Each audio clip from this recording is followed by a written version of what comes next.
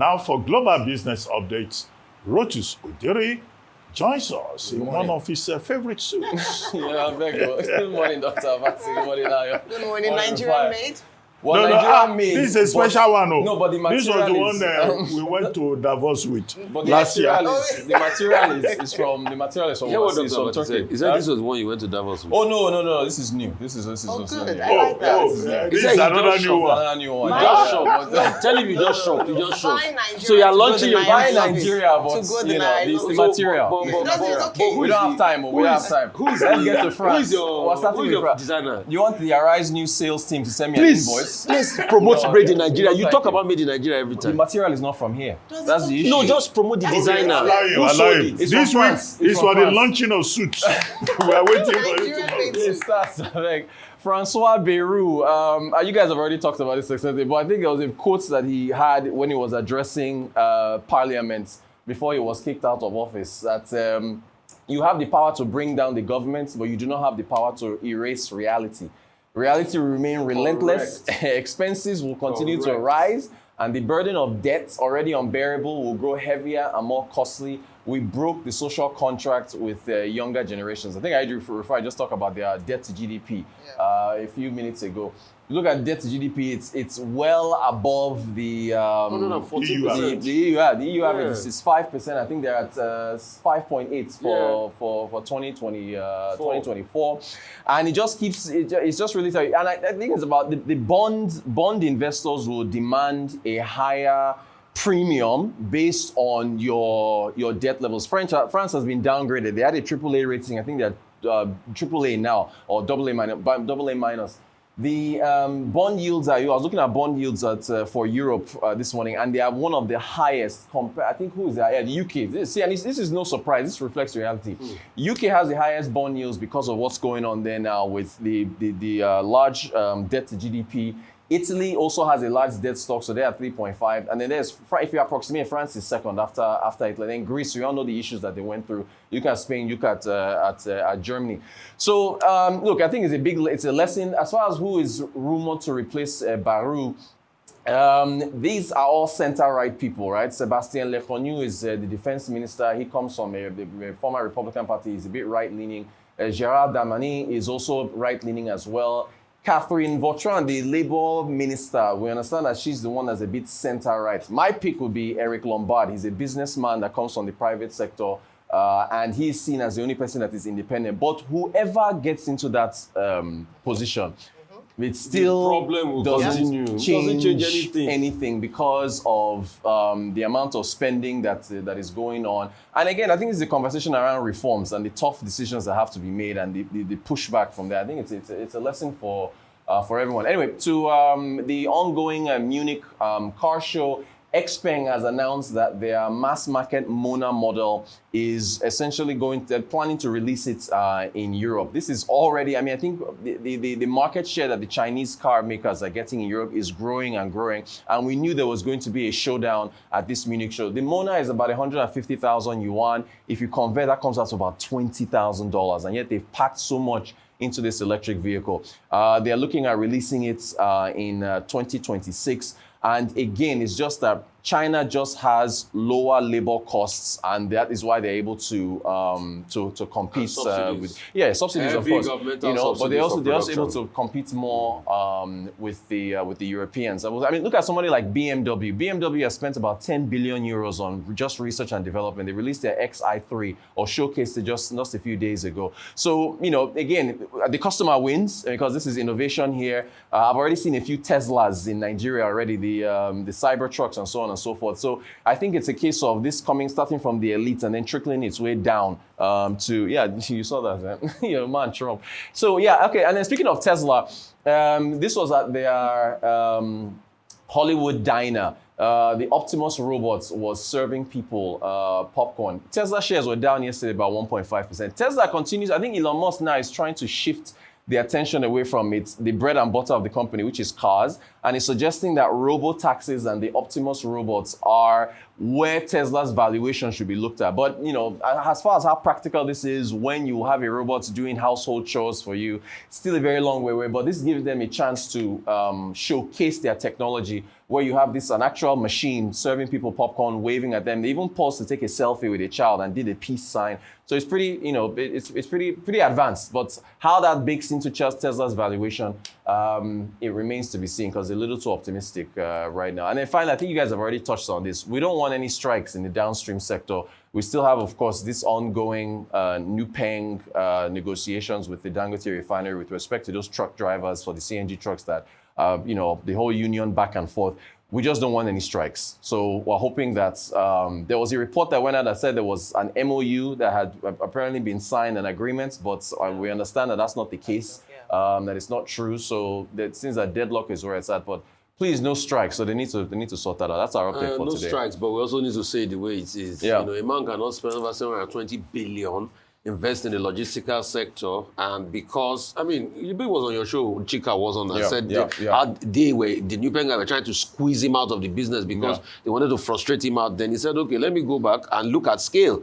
And it's not that money Dangote brought out of his pocket. He'll have taken a facility for it to his business. It will impact his downline. The man needs to survive. After spending 20 billion again, he's been giving hassle all this while. So let's call it spade and say the way it is. You are correct, Rotus, as regards reform. Exactly that's why, like they sack Bayrou from today to tomorrow. Like Macron comes in, brings in Lombardy and anything. Forget it. The problem is not going to be solved. Yeah. And the problem is still there. And let me tell you, in a case after his tenure, they go for elections, probably Marine Le Pen can't run for the next 5 years. She's trying to appeal the judgment. Yeah. Probably anybody that gets in there will still face the problem. France has a legacy debt issue. As we speak today, the threshold for EU for debt to GDP ratio is 3%. I think it's 5. No, it's the threshold for EU. EU generally is supposed to be 3%. Okay, theirs is 5.8. Yeah. France is 5.8. So the problem is there. What's it called? The debt as the size of GDP is 114% as we speak. And like I was saying before, they are not collecting enough to be able to spend.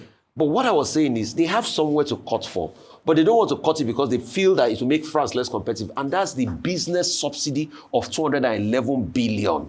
Yeah, but their deficit is 3.5 trillion euros. So it's a big, huge deficit. It's a big, so what they are saying is, if we collect that 40 billion, cut for savings, then we can start to save towards even taking care of bonds. That's what the savings is supposed to be for in the first place. That's what they're kicking against. Barnier said it was going to be 60 billion first.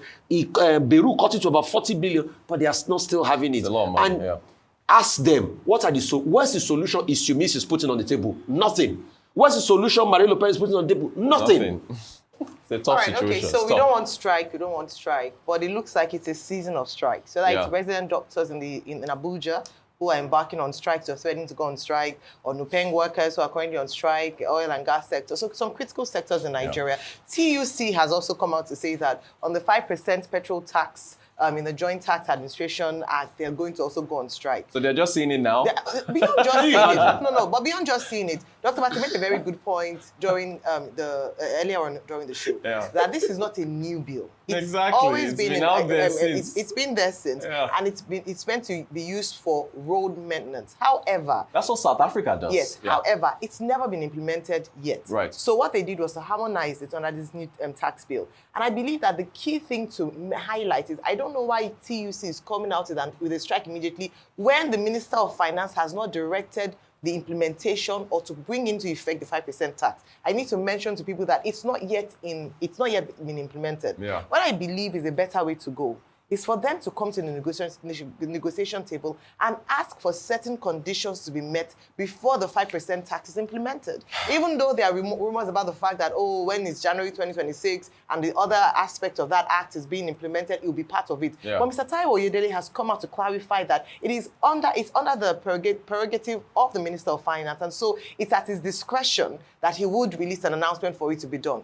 It's important to note that tax is supposed to go again into road infrastructure and ultimately, in the long run, make it easier and cheaper for Nigerian road users in terms of road infrastructure, easier for goods and services to move from one location to the other. So I think before we start calling on strikes and people getting emotionally charged, another tax, oh my goodness, we're going to go on strike. Let's just really understand the details of the matter. And very quickly, I was going to say the South Korean issue. The South Korean issue with the firing and South Korea coming out to say that, it was going to hurt their country by what Trump has done. Over 400 of their staff members in South Korea plants in Georgia, and now they're saying that they're going to send the chartered plane to pick them up. Trump has come out to say, let them be legal. We want them in our country, but inflation issues is coming around tomorrow. Trump should wait. Inflation, CPI, and PPI are coming tomorrow. Okay, very quickly. I've made a point. I repeat it, that President Macron has very limited options. Whatever option he chooses is a very hard choice. He's a fiscal conservative, so he's not likely to appoint as the next prime minister, who will be the 8th under his administration, who will be the 5th within 2 years. A man who believes in big spending. Right. So the issue that they still have to address is this fiscal deficit. And if he appoints a person like Barnier or a person like Bayrou, he will get the same result because he doesn't have the majority in parliament. What is important, therefore, is what is next. But I think for the purpose of your segment, the big issue is how has the market reacted? Now, the CAC 40, which is the benchmark for markets in France, responded calmly. In fact, it appreciated 0.25%. Even the benchmark 10-year treasury yield also appreciated. So in other words, the market doesn't think that there's anything unusual that has happened. Now, talking about markets in the United States, well, the stock market seems to be doing very well. It's the S&P 500 that we have been praising on account of artificial intelligence, big tech stocks doing well. Now, NASDAQ composite is also doing very well. It went much higher, in the record, yesterday, and also, in the market early trading today. Meanwhile, in the United Kingdom, Kemi Badenoch is in the news again. She says that the United Kingdom may have no option but to go to the IMF because there are issues in terms of economic plan. And she doesn't think that Labour has any economic plan to move the country forward. And that the Labour government, Keir Starmer's government, is taking the country backwards. Finally, Scott Bessent, the Treasury Secretary of the United States, is repeating this. Is now beginning to sound like a broken record. This is the 3rd week that he has been saying the same thing. That if the Supreme Court declares Trump's tariffs illegal, the government may have to pay a refund of about $1 trillion. That's right. And that if that happens, the Treasury will be in serious trouble. Blackmail. No. So Trump and Bessent, they've been warning the Supreme Court. Trump is asking for accelerated hearing to determine this matter. But the latest time that the Supreme Court of the United States can respond, according to the schedule, is June 2026. June 2026, but they want accelerated hearing. Whether they will get it or not, will speak to the independence of the Supreme Court of the United States. We'll see. Thank you very much indeed.